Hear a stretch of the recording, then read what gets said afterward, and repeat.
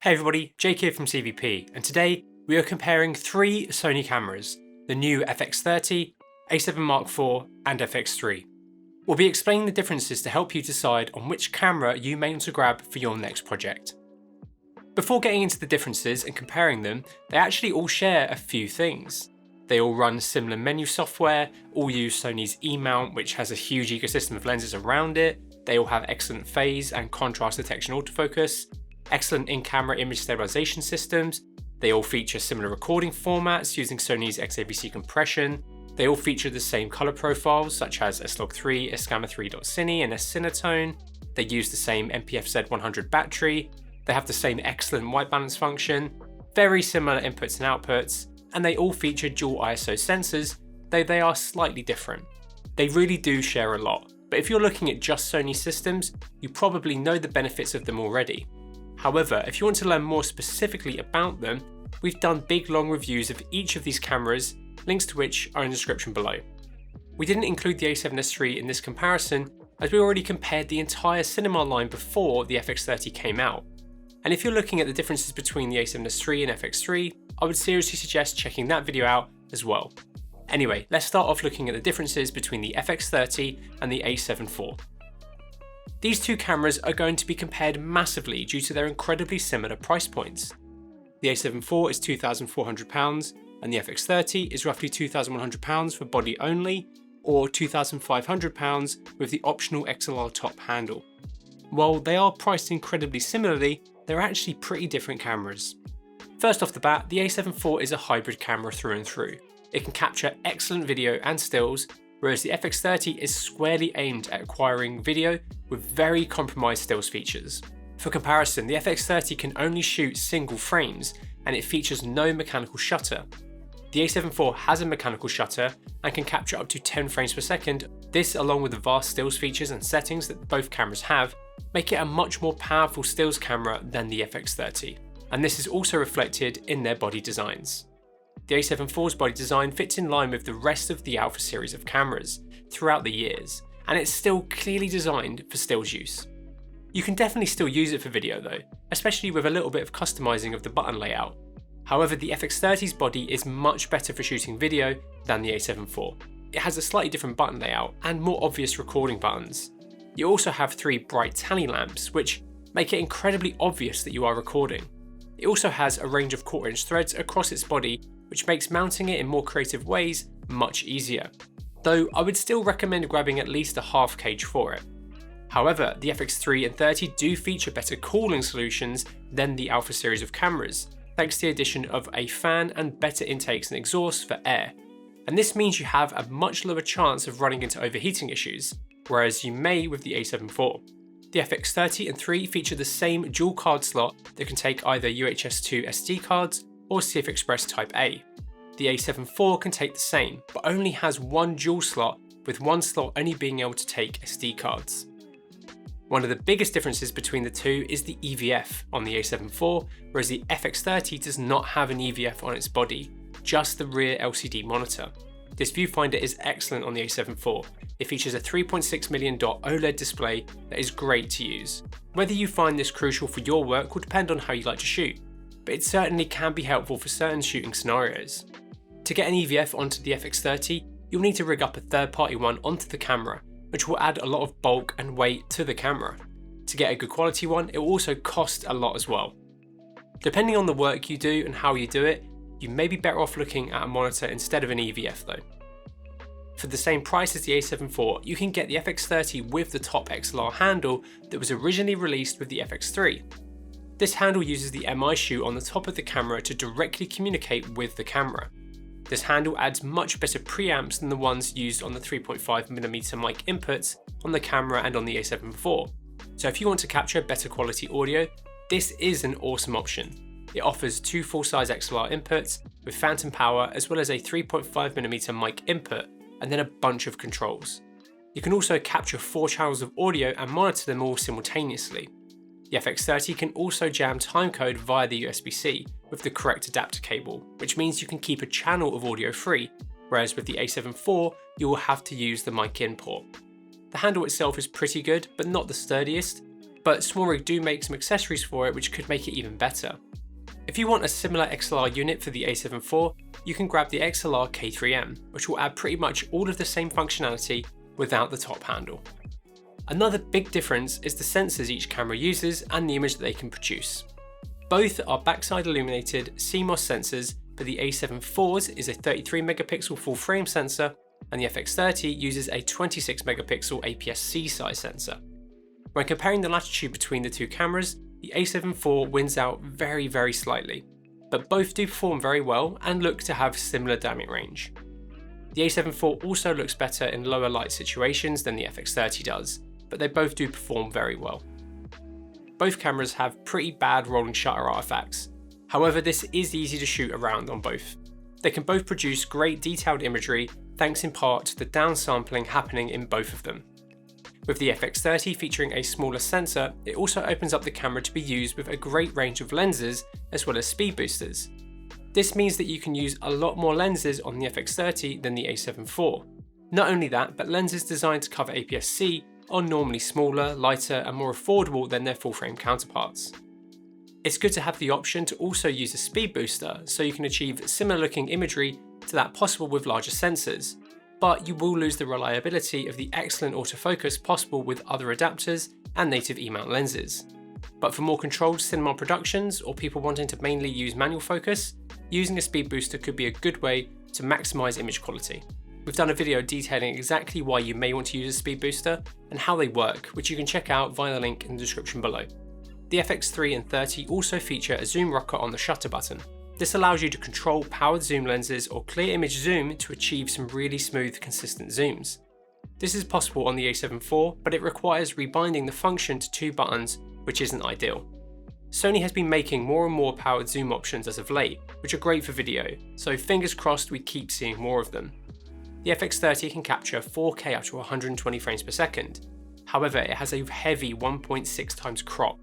To avoid this, you would need to shoot 4K at 50 or 60.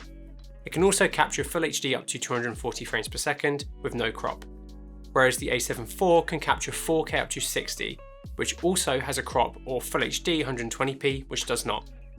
Both of these have compromises, but the FX30 clearly has the better options out of the two. All three cameras feature full-size HDMI ports, but the FX30 and FX3 can output ProRes RAW, whereas the A7 IV cannot. This could be a pretty important feature for those who want to capture RAW for more flexibility in post. The menu systems across the two of them are very similar. However, the FX30 does have the edge slightly over the A7 IV when it comes to more video features and usability. Sony introduced version 2.0 firmware a while back for the FX3, and since then, this has been a clear distinction between the FX3 and 30 and the Alpha series cameras. This includes functions such as log shooting mode, which allows you to shoot in 3 different modes when recording in S-Log3, Cine-I Quick, and Flexible ISO. Flexible ISO is like shooting in pitch profile 11 on the A7 IV, whereas Cine-I is more akin to the Cine-I modes in the higher end cinema line cameras. And it's great for more controlled shooting scenarios. You can also ingest up to 16 user LUTs into the FX3 and 30, whereas you can't with the Alpha series cameras. You can bake these into your recorded image or just use them as a monitor LUT. Next is the new list style main menu system. This is a new layout for the main menu which gives faster access to key video menu items. They also updated the standby movie screen to put all the settings around your image, similar to Venice's EVF layout. So that way you have a full view of your image and your settings at the same time without obstructing your frame. These are some pretty key differences between them, and for anyone looking at shooting video professionally primarily, these will make the FX30 a better camera to use day to day. Comparing the FX30 and FX3 is a slightly easy comparison as they share so much. They share the same physical design in pretty much every way, the only differences being the model number here, the full frame label, the sensor and light cluster here, the NFC logo, the colour of the Q20 threads which are black on the FX30 and silver on the FX3, and of course the biggest difference, the size of the sensor. The price is also very different. The FX30 is just £2,500 with the top handle or £2,100 without it, which is much cheaper than the FX3, which is only available with the top handle and is around £4,000. That's quite a decent chunk. And for people on a budget needing to grab lenses, media, audio equipment and other bits of kit, it will definitely be worth considering. The biggest difference between the two is the sensor sizes, resolutions, and recording options. Both are backside illuminated CMOS sensors, but the FX3 uses a 12.1 megapixel full frame sensor, and the FX30 uses a 26 megapixel APS-C size sensor. The readout speed of the FX3 is much faster than the FX30, so you will experience much less rolling shutter artifacts with the FX3. The FX3 also has around a stop extra dynamic range compared to the FX30 and does perform better when it comes to latitude performance. I also prefer the way the image of the FX3 looks over the FX30, though both can look good.